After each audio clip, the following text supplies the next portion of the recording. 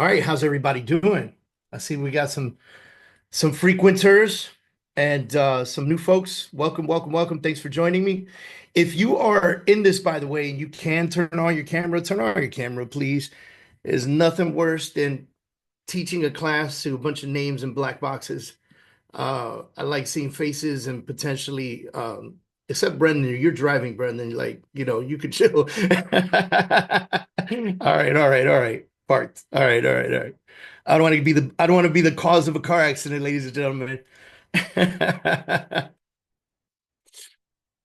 All right, thank you guys for tuning in. I'm going to open the chat so that way you guys can see it. Tasha, thanks for answering that. I appreciate that. Just wanted to make sure that everybody gets the right time and everything, and get as much presence as we can. We only do this once a month, so super excited to have you guys here. If you have never registered for this before, you can register at nwttraining.com, for newworldtitletraining.com. And basically, what we do is we like to bring you at least once a month a live virtual training while we do in-person trainings throughout the city. And so many of you are probably in San Antonio. I'll give you guys like some scoops and some things that are happening. New World Title is going to be opening up in McAllen very soon. We're working on Austin as well. And next stops are going to be Dallas and Houston. So God willing, by the end of the year, we'll be in all the major places, and then we'll be able to extend from there outward. So we are growing at a very rapid rate. I'm hoping that everyone here does business with us. If you don't, Mike, put my New World Title email in the chat. If you don't already do business with us, shoot me an email, and I will send you information on the benefits of doing business with us so that maybe we can work together in the future. And I would greatly appreciate that opportunity. My name is David Adam Kurz. I am the president of New World Title Texas. I happen to live in Miami, Florida. So I am in Texas maybe 10 to 12 days a month. I spend about half my month over there and then half my month here in Miami with my family and stuff. And we we are what we like to call a cultural company. And so I know there's a lot of companies out there that are extremely corporate. We are the uncorporate title company. We like to have fun, so you'll see a lot of invitations for happy hours and things of that nature. But we also like to educate, hence why we did the Big Tom Ferry event, and we do classes all throughout the city. And the good news is we are planning right now. So if you want to put them in your calendar already, even though I will get some information out, April 9th, we're going to be planning a pretty big event in San Antonio. We haven't sent any information out because we're still trying to lock in a location. It's probably going to be at the Builders Association. So I heard they got a pretty nice setup. And we're looking to have about 200 people in the room that day. So it's going to be a pretty good thing. We're going to go do 4 hours of training, 10 a.m. to 2 p.m. We're going to serve some food, make sure everybody's tummy's happy, so that way you can absorb some of that information. I'm going to be doing about 90 minutes to 2 hours of the training, probably a little split up, some in the beginning, some at the end. And then we're going to have some guest speakers come in the middle and do some good stuff for us. I'm working on a couple guest speakers. I'm going to be seeing one tonight. I'm going to see if I can fly him out. His name's Nick Sarnicola, big business guy, sold his company for about $80 million. And now he's launching a new company called Shoply. So he's very well endowed in what it means to have a strong business acumen while also scaling a business and being able to sell it at some point.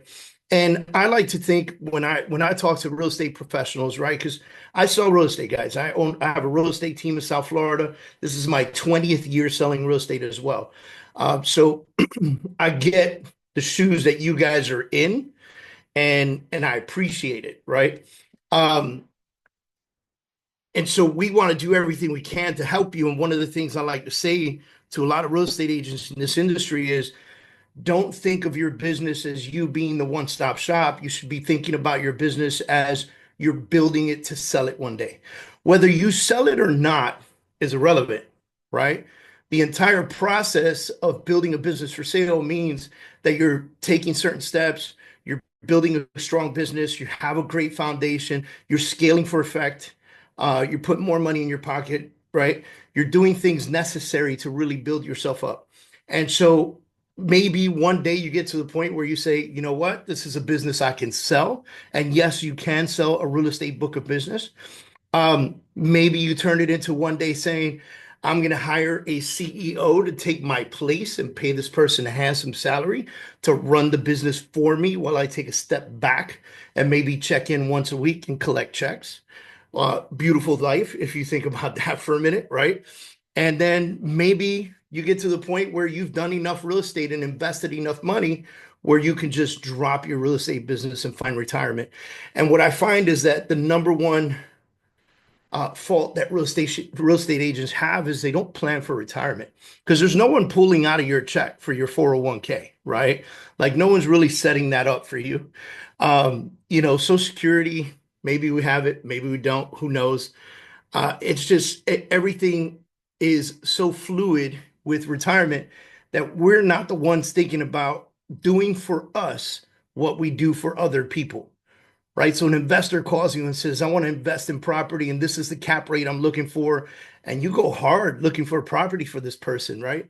And you're just working on that 2 to 3% commission, but you won't put the same energy into building it for yourself, buying your own investment properties, setting yourself up for success, right? And so I only say that to you because every week that or every month that we come in here and do this and all the live classes we're doing, all we're trying to do is help you better your business. And maybe in turn, in the process, you help us better our business by working with us, right? And so today I want to go over mastering real estate negotiations. And I want to talk about real estate negotiation when it comes to commissions as well as client advocacy, right? So how do we defend our clients and how do we protect our clients? And we'll give you some techniques there. And we're going to talk about commission right now because we know that since NAR has changed the rules, it's still been a little bit up in the air. And I can say that out loud because, like I said, I sell real estate in South Florida. So I know that people are still a little bit lost. I know when we have listings on the market, people they're nervous and they're unaware on how to ask for their money or how to negotiate certain things or where the negotiation really begins, right? And so let's talk about the NAR ruling real quick, the context of it, right? First of all, it was an antitrust ruling, right? It was the idea of this ruling was that there wasn't enough transparency and that they couldn't understand why sellers was paying the buyer's agent, right? And that it should not be forced to. And although it was never forced to, the lawsuit basically implied, and obviously they won, it implied that we never really told them they had the option not to pay a commission. That we just kind of said, hey, this is the way it is. You pay me a certain amount, I take half of that money and give it to the other side, right?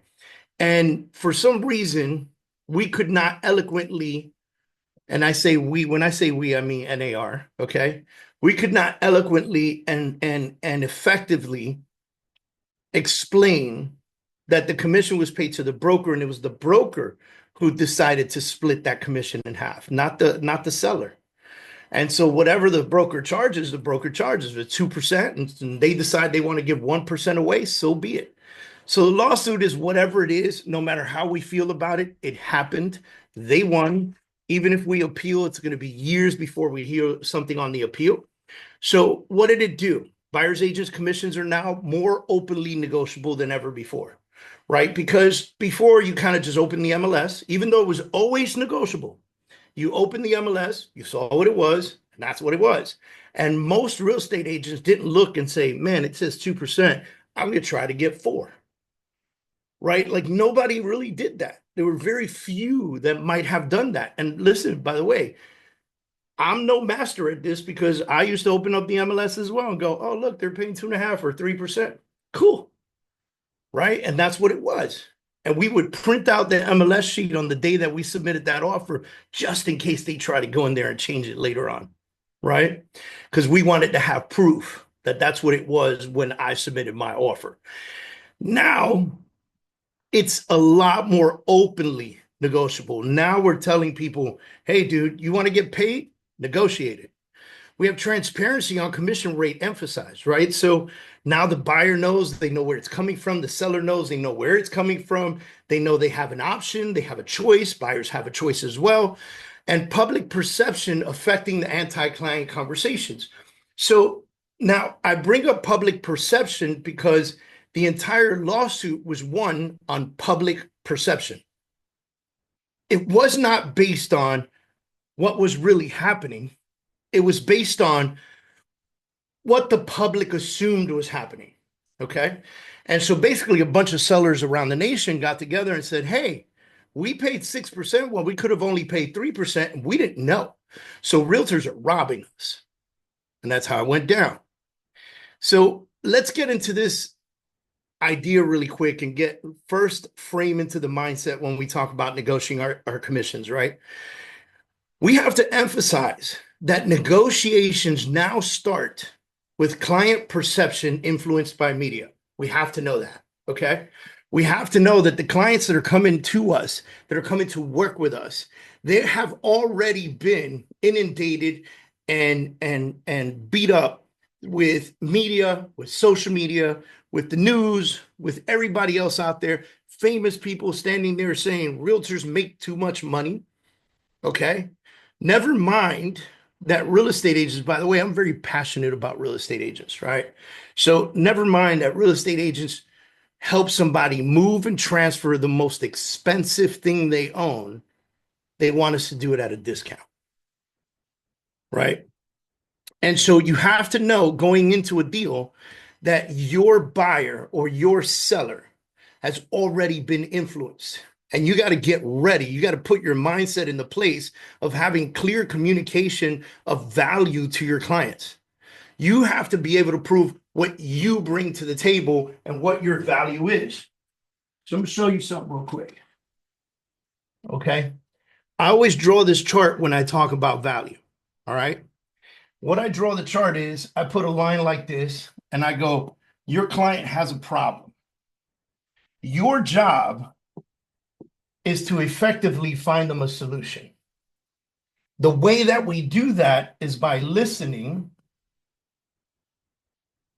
and building the solution based on what we heard that their problem was. Does that make sense to you guys? Right? And so if that makes sense, can we say that if you are capable of providing a solution, you are providing value to that client? Okay? And if you can provide value to that client will pay you anything you want for the value that you bring to the table. So if you understand this chart at a high level and you feel like you had the absolute best listing appointment in the world and the client is still challenging your 6%, you did not provide enough value because you did not properly address solutions to their problems. This is the key right here. And if you understand this at a very high level, when somebody says, well, okay, but you charge 6%, and I heard that I could get this done for like 4%. You don't combat. If you combat that statement, you're trying to fight the wrong battle. The battle that you need to fight when that statement comes up is, what value did I not provide? So instead of going, well, yeah, you know, there's discount agents out there, but hey, this is my price and this is what I do. The very next thing that comes out of your mouth, somebody looks at you and goes, hey, you know, I understand that you put 6% on this contract, but you know, I know there's a lot of agents out there that'll do it for 4%. Can you do it for 4%? The next statement out of your mouth is, let me ask you a question. Is there something that I said that did not show the value that I bring to the table? And then you sway the conversation away. Is there a problem that you address to me that you feel like I haven't provided sufficient solutions to? Is there something that I said that you feel that I truly can't accomplish and I'm just speaking? And let them tell you what their problem is again, so that you can properly provide that solution. So how do we do it again?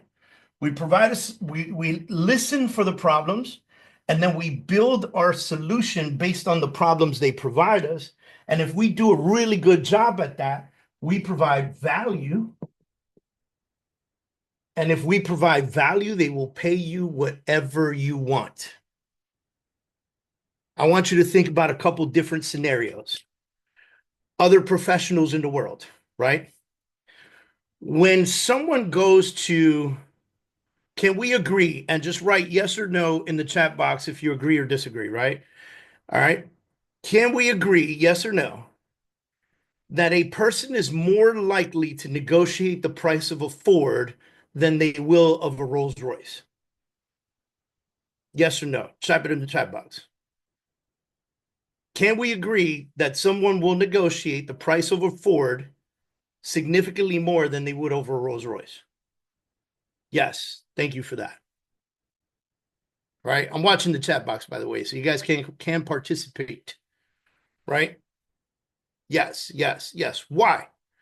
Why? Because we know that Ford is Ford, but Rolls Royce was handmade.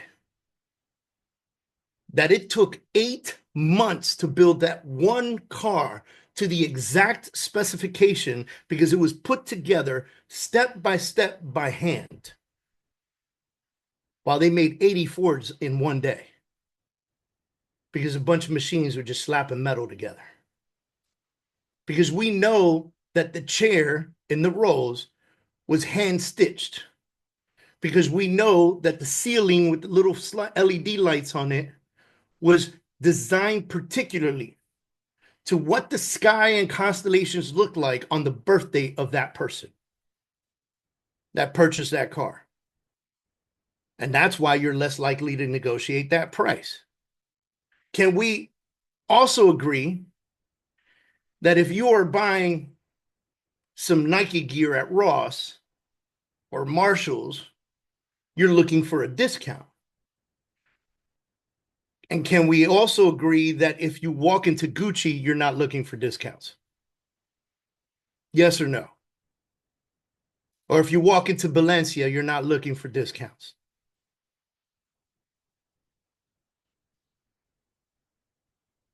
Ruben says more value provided, less pushback. Exactly. That's the point that is the exact point I'm trying to make. So if somebody tries to fight you on the commission balance that you're trying to bring to the table, you have not provided enough value. All right. I'm going to leave it at that. If you want to take a screenshot of this, take a screenshot of this, and then we'll move into the next piece where you value stack. When you value stack, you're clearly articulating each service that you provide, whether it's marketing, negotiation, legal protection, market experience, contract management, professional network, etc. By the way, I've done presentations on how I do my listing appointments. And if you have not seen those before, go to my YouTube. Just search David Adam Kurz on YouTube. I'll come right up. Okay. If you're going to go to my YouTube, you must subscribe. It's a mandatory thing. All right. And look for one of my classes. It says weekly webinars. Look for one of my classes on listings. And you will see that everything I'm telling you here is how I handle my listing appointments. When I value stack, okay? And again, value stacking is really discussing everything you're amazing at. This is how I market, negotiate. This is how I protect you legally. This is how much expertise I have in the market, how I handle contract management, what my professional network looks like, how big my team is, how fast we're growing, how many deals we've sold. All of that comes to the table, right? If you think that I don't sit at a listing appointment and tell somebody I've been selling real estate for 20 years in South Florida, you're crazy. That's a value stack. Once upon a time, I used to have to say I'm part of a really great real estate brokerage that's been around for, blah, blah, blah. That's okay too. That was my value stack then. This is my value stack now. Okay. So why do I bring this up? Because when you go to that listing appointment, when you look at what that listing appointment looks like, okay, what you will hear from me is that I spend 80% of that appointment simply listening. I don't spend 80% of that appointment talking. Too many real estate agents walk into a listing appointment and do the me, look how cool I am dance, right? That's not what you're trying to do at a listing appointment. At a listing appointment, you're listening significantly so that you could understand why that person is selling to begin with. That is your entire mission. And once you understand the why, you can address the problem that they have with the proper solution. And so if the solution doesn't include your awesome marketing plan, there's no need to talk about it. I will build my value stack based on what that person has sat and told me in person. That makes sense to you guys? Give me a yes in the chat box if it makes sense to you. Vaughn, I appreciate you. I don't know who iPhone is, but you're cool too because you're participating.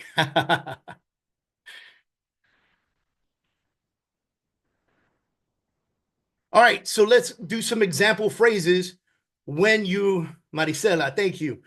When you are value stacking, my goal isn't just to sell your home, it's to maximize your net proceeds by utilizing targeted market strategies and expert negotiation. When would I say that? When somebody says to me, the amount of money that I take home is extremely important to me, then I'm going to emphasize on how I'm going to get them the most money in the least amount of time when I'm trying to sell their house. Working with me gives you an advocate skilled in overcoming common hurdles, saving you stress and potentially costly mistakes. When would I say that statement? When somebody's potentially thinking about selling on their own, but they don't want to deal with the legal stuff. They're a little bit concerned. They want to make sure that you have skills necessary to protect them. Okay?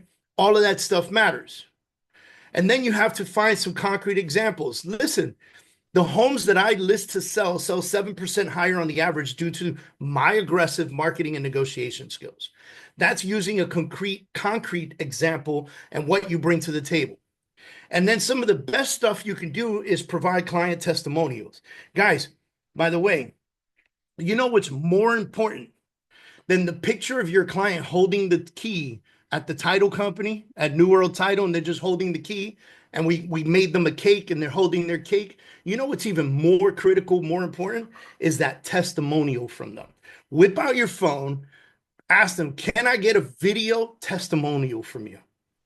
If they are 100% dead set on not doing a video, then you get a Google review from them, ladies and gentlemen. If they are down to do the video, then you do the video and the Google review. Got me? All right. Now, let's get into some of the effective stuff, some of the stuff that I like to do. Anchoring. We start high with confidence and clarity. My standard fee for full service marketing and representation is 7%. And here's what that includes. So I'm giving them the confident number up front. By the way, you cannot cower when you talk about money, right? I've seen this before. I've sat in listing appointments where I see the agent instantly turtle. They like try to hide in their shell the second they have to talk about commission. Absolutely not. You bring confidence to the table and you let them know you're worth every single penny. You could even provide tiered services. This is something that became very popular when it was a seller's market and sellers were moving and sellers felt like they could control everything. The movement of their property, the prices, the commission they paid, everything. And so you could give tiered services, a gold tier, silver tier, a bronze tier. These are the packages that I have, right? So here's the difference between full service and partial service. Here's what happens. If you do the partial service, you get an adjusted marketing budget. Maybe we do an open house, maybe we don't. There's no staging included, blah, blah, blah, right? You can really get into it. You could have a 7% gold standard package that has all the extra goods and bells and whistles and everything else. And it definitely has to be more than what your competition is bringing to the table. And you have to make sure that if you get that listing for 7%, that you are bringing everything to the table, right? Preemptive defense is the other one that I really like a lot. It's addressing common objectives right up front.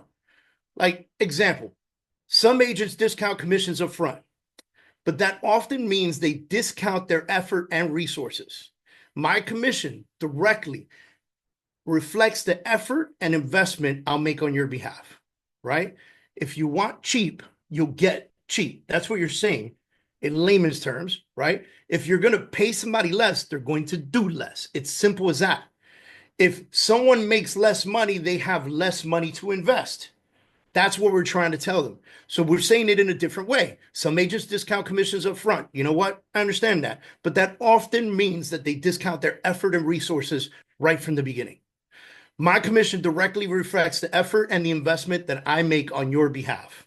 Everything we talked about and all the value that I bring to the table is a direct reflection of the commission that I charge. Awesome, right, guys? You guys feeling good about these techniques? Give me a yes or no. It's okay. You can be honest with me. If you don't answer me, I'll take it as a no.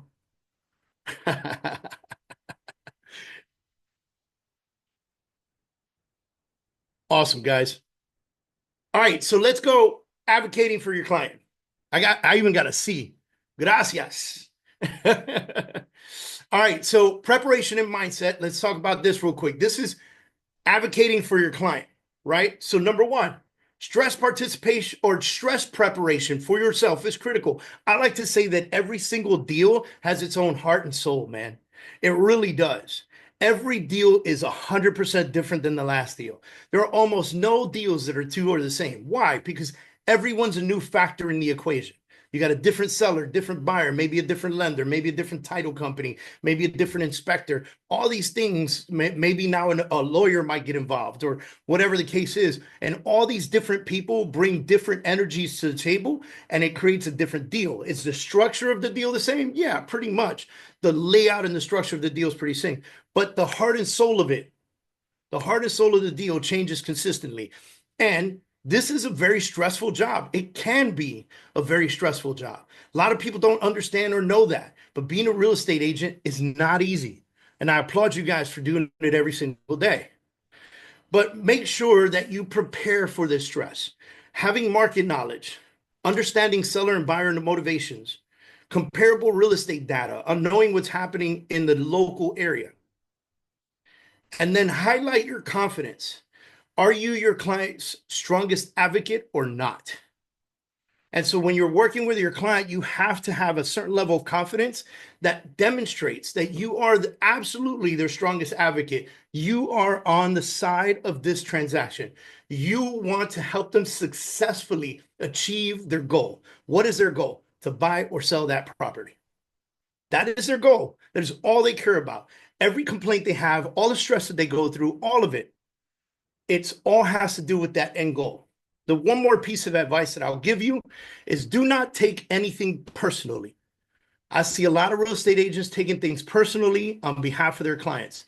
This is business, ladies and gentlemen. Do not take it personal, okay? That's number one. And number two, if your client is overstressed, they are allowed to be because they don't do this every day. This is a really big purchase or sale, right? This is not like stopping at the supermarket and picking up a gallon of milk. This is selling or buying a house for hundreds of thousands of dollars. They're allowed to be stressed out.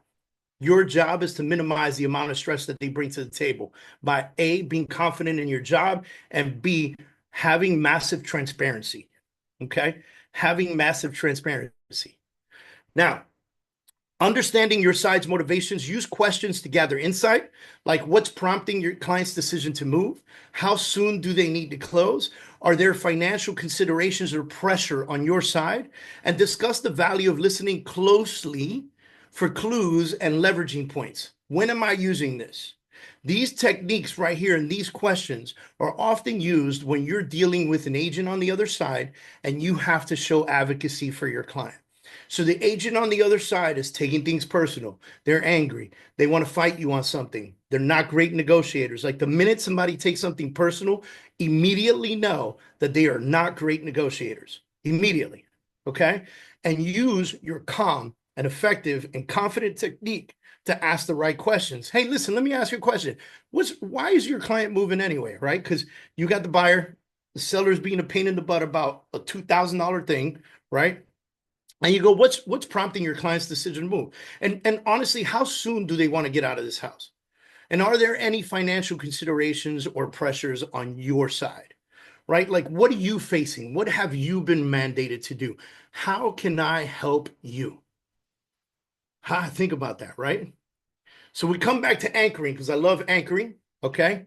So present strong initial offers or counters, anchor high or low. An aggressive but realistic anchor signals seriousness and helps frame subsequent negotiation. So I can come in and anchor high, understanding that I'm going to negotiate lower. You got to know the property to do this well. Or you can anchor low so that you can meet them at the right place. A lot of you are quick to submit offers at whatever the other person's asking for.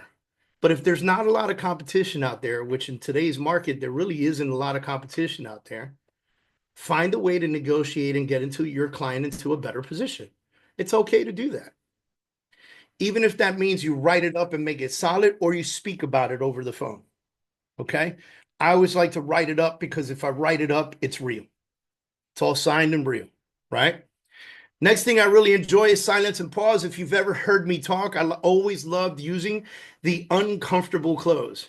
The uncomfortable close is when I ask a question and then I just shut up and wait for an answer, no matter how long it takes. Promise you, you're not going to be sitting there staring at them for 5 minutes. It's going to be about 30 to 60 seconds before this person cracks and gives you the information that you need. Here's a perfect example. This isn't just about price. It's about certainty and convenience, right?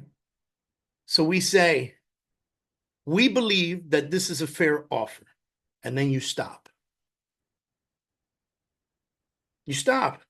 And the other side is waiting for you to say more and defend your offer and put your foot in your mouth. But you don't. You don't have to defend it. Hey, you know what? We believe this is a fair offer. And then stop speaking. Just let it go. Okay? Let it go. Now, the other thing that is very good is framing. It's putting your deal into a frame. Position negotiation points positively than rather than negatively, right? Hey, listen, I can help you with this. The offer that we've provided you gets your client to do X, Y, Z in the time that they need to and moves them out of the house in the time that they have. We can get this done on time. I've got the dream team behind me. We're ready to make it go. Or my buyer's pre-approved, flexible on closing dates, and super highly motivated. Tell me how we can make this work. That's framing. Let me tell you all the positive stuff. I know I just sent you a low offer, but let me tell you all the positive stuff around my low offer.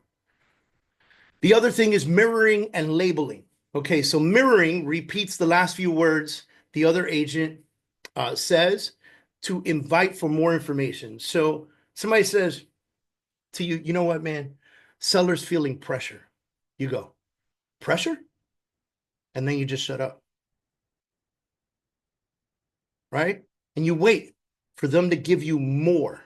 See, understand that the person with the most data wins negotiations. And the person who says the least often wins the negotiation. When you have data, you can formulate all of your answers based on that data to work in your favor. So here's labeling. It sounds like your seller feels stressed by timelines. Let's find a solution that relieves some of that pressure. What do you think we can do? And then I shut up again. And I let the agent try to figure this out and come up with a solution that's going to work for everyone in a fair manner. The other thing that I want you to remember is BATNA, B-A-T-N-A, okay? BATNA stands for Best Alternative to a Negotiated Agreement. You always want to have an idea of what your client's BATNA is. BATNA is your fallback if negotiations fail. Knowing this helps you negotiate with more confidence.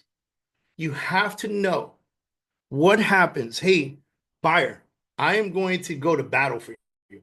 We're going to war, okay? But if I lose this battle, doesn't mean we lost the war. There's other houses out there. So I need to know what your position is should I lose this battle. And have that clear conversation. Once you know that, man, you could use that in your negotiation techniques. So just saying things like, hey, if this offer falls through, we've got two other potential homes lined up for tomorrow. So you know that you can be strategic in your negotiation and calm about it too. Guy, you're not the only house on the market. If this falls through, let me know today because I already have two houses we're going to go see tomorrow. They're not like stuck on this one house, even if the client is, by the way, right? They're not stuck. So remember, guys, what I want you to think about is in these key techniques is those anchoring for your offers, silence and pause. The more quiet you remain and the more they talk, the more ammunition and the more data you have so that you can do better framing techniques. If you need more information, use mirroring, pull information from them, right? That's the case where the person said, seller's feeling a lot of pressure. And you go, pressure? Question mark. And then you let them go off again on why. Okay. And then understand your client's best alternative to a negotiated agreement. What's the other plan? What are they willing to do? All right. Any questions for me, guys? Was this useful to you guys? Yes or no? Yeah, 100%. Awesome. Awesome. For those of you that are not speaking, just write it in there. I see a yes. Thank you, Gabriel. Right. If this is useful to you, and I hope it is. Look, guys, for some people, this conversation is not super exciting, right? Because negotiating and understanding negotiation skills can tend to be boring unless you're passionate about it. I love this. Like, I'm a nerd, guys. I'm a nerd. I'm gonna tell you right off the bat. This stuff is fun to me. I like literally savor the moment when something arises that I can use one of these techniques. And I'm like, yes, I remember that technique. And I go all in, right? By the way, there are a ton of different closing and negotiation techniques. In my academy, I've got 50 of them, 50 closing techniques, right? And so the freedomachieveracademy.com is where I have all that information. I have a setup of like 50 different closing and negotiation techniques. And we're going to keep adding more, by the way. And I promise you that there's going to be a tremendous amount of information that's coming out to you guys. And I hope that this is super relevant. If I can leave you with anything, is this video is going to be on YouTube. Rewatch it. Okay. There's other videos on my YouTube. Hey, Mike, would you mind putting my YouTube channel link in the chat box? I appreciate it. Diana, what's the name of the academy? freedomachieveracademy.com. Michael, my assistant, just put the link in there. Super gold, guys. I want you guys to really just hone in, tune in. We only talked about 4 different techniques. Okay. These 4 different techniques, guys, are super solid. If you can perfect the 4, trust me when I tell you your negotiation techniques and your yeses are going to be significantly more. Everything from buyer consultations to working with a listing agent, to working with a buyer's agent, to working with a listing, trying to get that listing. And then remember that it really doesn't end there. Then you might have to negotiate a price improvement, or you might have to negotiate why this contract is good to begin with. All of these things happen, and all of these things are good for you. Okay. Brendan said earlier, you mentioned building your business to sell it. I had a question on branding while you're building in that order. So talk to me, Brandon. Let's do it. So the question was ideally, so future tense for me, I would want to build to then sell, not necessarily the book of business to build a system and then sell it off. I've Okay. noticed most agents, especially in the beginning of their business, they are the brand. They're the face of the brand entirely. As far as I understand, when you're building a business to sell it, you want to remove yourself as the face so that way it can function regardless of you being in it or not. At How some would point. you how would you build a brand, especially while it's the start of someone's career, without them potentially being the face of it, to be able to be in a position to sell at some point? So branding and naming are 2 different things. Um, Mhm. for instance, my team in South Florida is the Kurz team, right? It's named after me. But I've built such a significant presence with that brand that when I do decide to sell it off, if it ever happens, they should not rename it, even if I'm no longer involved, right? It's kind of like Bentley was named after Mr. Bentley. Mercedes-Benz was named after those people. Let's take it to real estate. Keller Williams, that was named after two people, right? You know, I can name other ones. Coldwell Banker, those were two people as well. And by the way, Coldwell and Banker no longer around, right? Like, and they're still maintain the name, maintain the value. So the face is because of the way we market. This right here is your logo when you're a solo agent, right? When you become a team, this begins to take position towards your team. Your team becomes the presence, right? Your team becomes the advocates. And then eventually, if you grow into a mega team or a brokerage or something of that space, right? Then you can separate yourself and build your business through its people. And then the people represent the name. And then that goes out to the next balance. So naming for me is irrelevant. I could have been, the selling group, right? Like my friend Jenny, who's next door to me in my offices, she has the selling group, you know? Before she was the selling group, she was Jenny Sells Miami. She was a solo agent and she killed it as Jenny Sells Miami. When her team grew to a mega team, she's got about 20 plus agents on her team now, right? Then it became the selling group, Gotcha. right? Okay. And it didn't lose its value because she remained the upfront. As soon as she starts building that team, as soon as she starts switching places with the people, because you build a business through its people, right? And so as soon as she starts switching and moving into the people, then it takes off. Let's talk New World Title, right? Rudy Hernandez is the founder and CEO of New World Title. Rudy will put himself in position to be in front of people when he has to be. And he tells the whole company, if you need me, I've got your back. And he goes and he advocates for his people consistently, whether it's New York, New York. I do that for Texas, right? So I'm in Miami and I'm in Texas. My Texas team is New World Title, not me. My Texas team is. It's the people that work with us that advocate for us that really make the brand what it is. Okay, so it's not necessarily that there has to be a difference up front. It's just kind of the focus switches from at the start, it's mainly you just as the solo agent face. And then as you build up the team as the primary, then you can take the step back and still have the naming and everything like that. So, Absolutely. Absolutely. okay, thank you.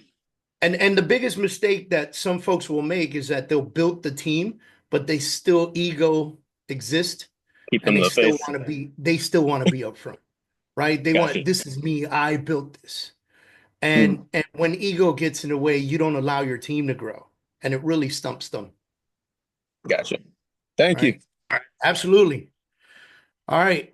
Maricela says, do you have videos on team building? I do. Best people to hire. I do. I have plenty of videos on that. You can go to my YouTube, you can go to the Academy, whichever. I've done tons of videos on how to build a team. You said delegating is hard sometimes.